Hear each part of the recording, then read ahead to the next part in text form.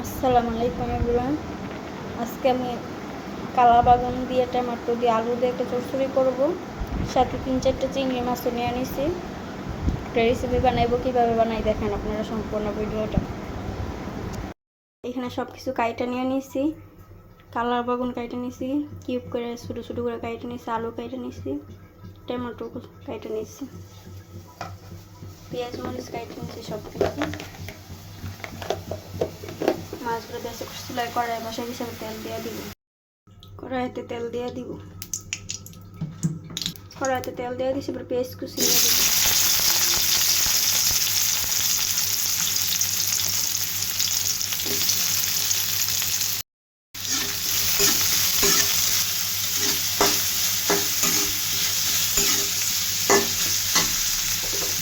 মতো ভাজি নিচ্ছি, রসুন কুচি,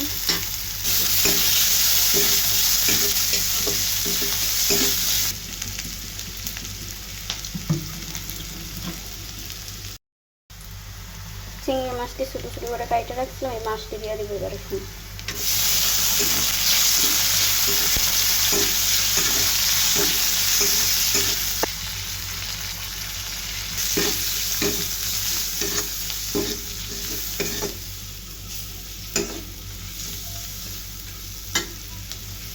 ছাঁচি মরিচের গুঁড়ো 2 চামচ ছাঁচি মরিচ দিয়ে দিলাম, 1 চামচ লবণ দিলাম। এবার মাছের সাথে ভালো করে মশলাটা মিশিয়ে দেব, মিক্স করে দিব। একবারে বললেই হয়, মিশিয়ে দিব, মিক্স করে দিব। আমরা তো বাঙালি, যত শুদ্ধ ভাষার থেকে নিজের বাসা এলাকার ভাষাটা বলতে বেশি পারফেক্ট মনে করি। এখানে আলুগুলো দিয়ে দিব মশলার সাথে।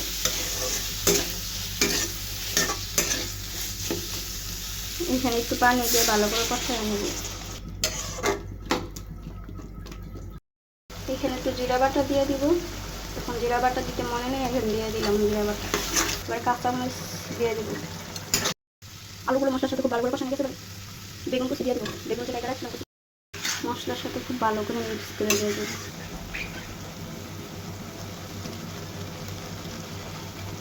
এবার ডাকনাটা ডাইকা দিব। 5 মিনিট হয়ে গেলে নামায় নেব, আর 5 মিনিট রান্না করে নামায় নেব। তরকারিটা হয়ে গেছে, এবার নামায় নেব। আমার চিংড়ি মাছ দিয়ে কালা বাগুন টমেটো আলু কুচানো দিয়ে সব কিছু তরকারি রান্না হয়েছে। চচ্চড়ি করছি সব কিছু দিয়ে মিলে। আপনারা এইভাবে রান্না করে খাইয়া দেখবেন কেমন লাগে। আশা করি অনেক স্বাদ লাগে। সবাই ভালো থাকবেন। আসসালামু আলাইকুম।